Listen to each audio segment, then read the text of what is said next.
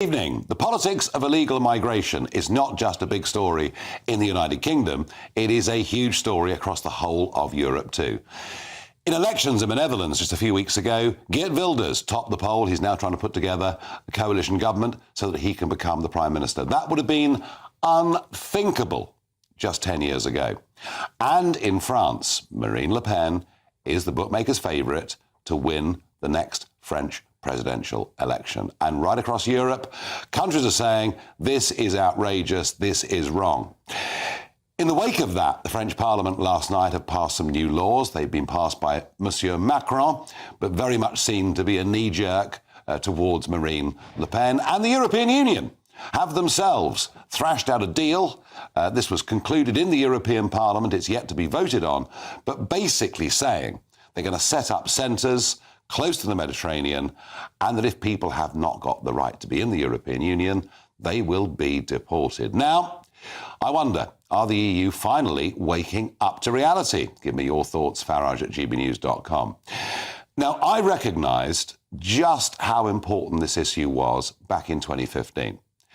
I felt then it had the ability to change not just the politics of Europe, but perhaps in many ways our cities, and I could see the knock-on that would come to the UK. This was me speaking in the European Parliament in 2015. This policy has no means and no way of filtering out extremists in favour of people fleeing in genuine fear of their lives, and as such we are making a massive mistake. Let us follow the example of Australia. Let us do everything we can to reverse the hypocrisy of groups like yours that have voted to make Africa poorer. Let us do those things. But if the message is that anybody that comes will be accepted, we are headed for disaster. Well, it seems so obvious to me that if you literally allow anyone that crosses the Mediterranean who sets foot, whether it's in Italy or in Spain or wherever it may be, to stay, which is what they did, that this would have catastrophic consequences. And the social consequences of that have been felt in countries like Sweden have been enormous. I urge those things on the European Union and indeed on the British government because I felt we could have avoided much of the problem that we've got. But let's get to the politics of it. I'm joined down the line by Peter Allen, journalist, of course, British journalist based in Paris. Peter, it was always a pleasure to have you on the programme. Now, this big vote that took place in the Assemblée last night, just explain to us a couple of the key provisions and just how much Macron has had to shift. As far as the vote was concerned, Nigel, it was a massive crisis for Macron.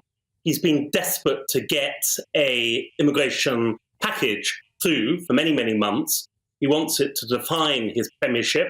He cites it as one of the great issues of our day. Almost you could say it's the key issue for Western democracies now, how to deal with huge numbers of people who want to come and live in Western democracies. So he put his views, his policies into this package, but they weren't good enough for the majority. A lot of MPs said that we need a much tougher, we need a lot more red meat, and there were lots of amendments, most of all, interestingly, by the Senate, which is dominated by Les Républicains, the traditional Gaullist party. But in the National Assembly, Marine Le Pen's National Rally became extremely important.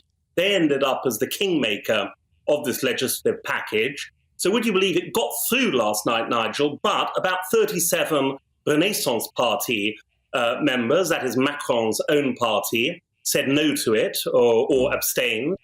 And also we've had the extraordinary scenes today. We've had Minister resigning, and we've had a number of regions across France saying that they will refuse to implement the terms of this package. So he's in big trouble at the moment. He's actually on TV as we speak. He's live on TV, trying to soap it all, saying that he's not governing with Marine Le Pen. That's what he's been accused of. But as you absolutely say, Nigel, people are extremely angry and upset about the migration situation in France. Something's got to change.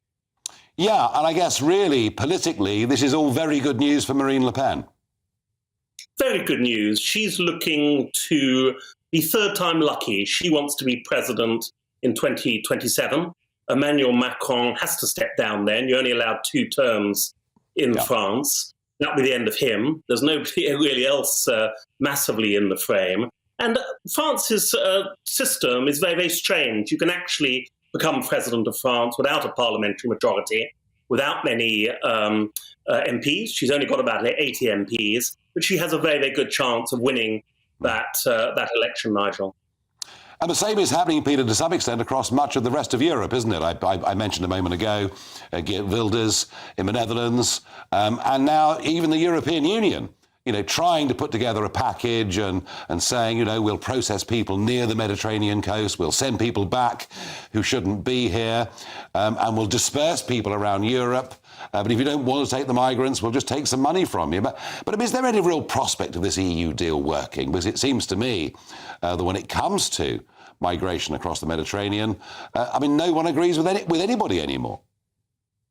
Well, I think one of the big problems is there's a lot of very firm measures in place at the moment across the EU to deal with immigration, but they're not being implemented. We all know, and in France as well, there's all kinds of measures. For example, if somebody repeatedly tries to get across to Britain, technically they should be arrested and they should be taken back to the last country they came into France from. That doesn't happen. And lots of people are saying it's classic French politics in the sense that it's very good in principle often, but not so good in practice. And you could extend that, I think, to the EU as well. Very good. As ever, Peter, thank you for joining us, giving us that very clear explanation. I'm joined by Ivan Sampson, immigration lawyer and friend of this programme.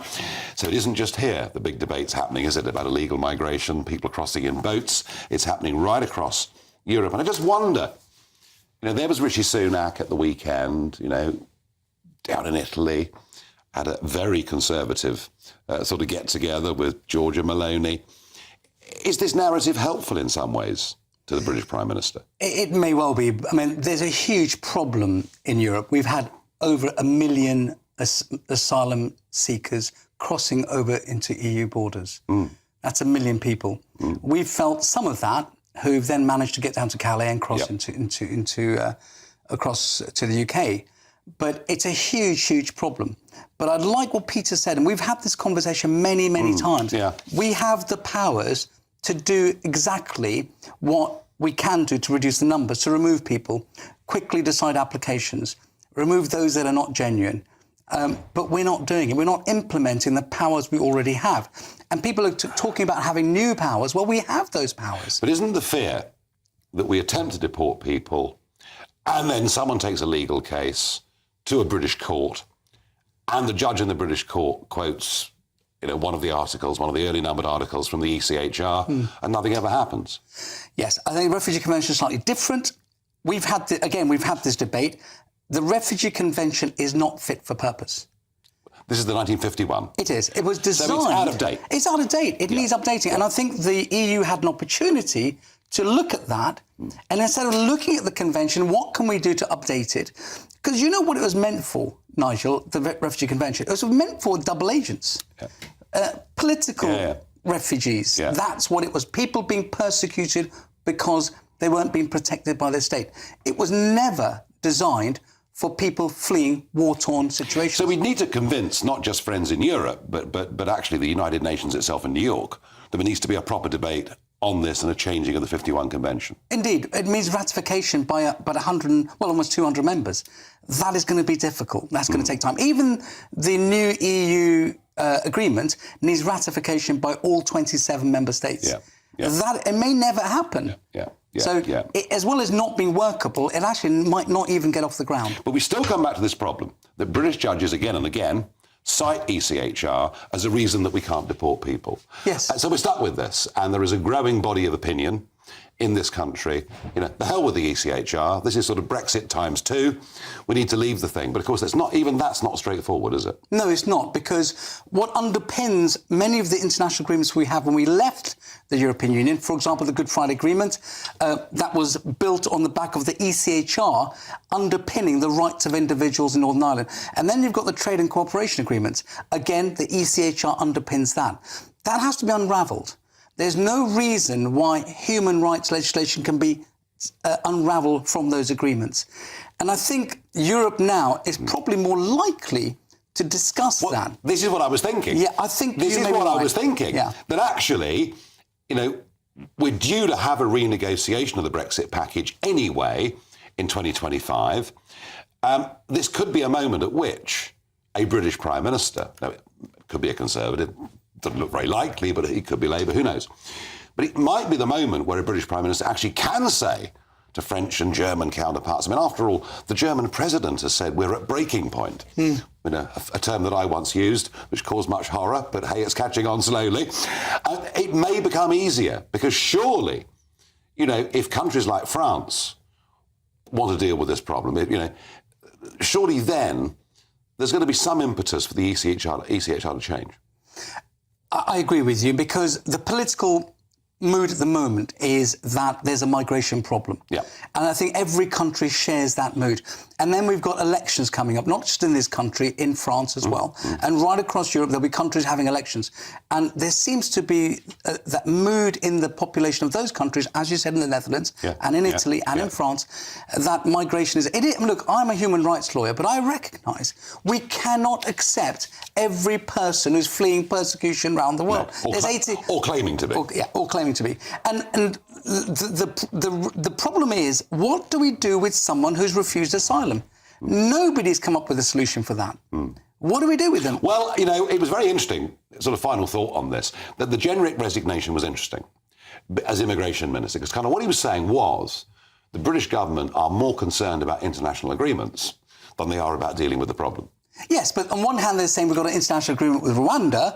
Here's a piece of law. We can rely upon this, but we can ignore that. So I think it would be difficult for them not to... I think it's called politics. Yes, I think it's called politics. Well, I haven't shifted my view. We don't need the ECHR. We're quite capable of having our own rights and liberties for people in this country. Look, I agree with you. We need my view is, and this might be a bit bold, but we need a constitution. We need to deal with our own laws on asylum seekers, on human rights, and the judges should interpret British laws. Well, as a Brexiteer, I can only agree with that sentiment. Ivan, as ever, thank you for coming.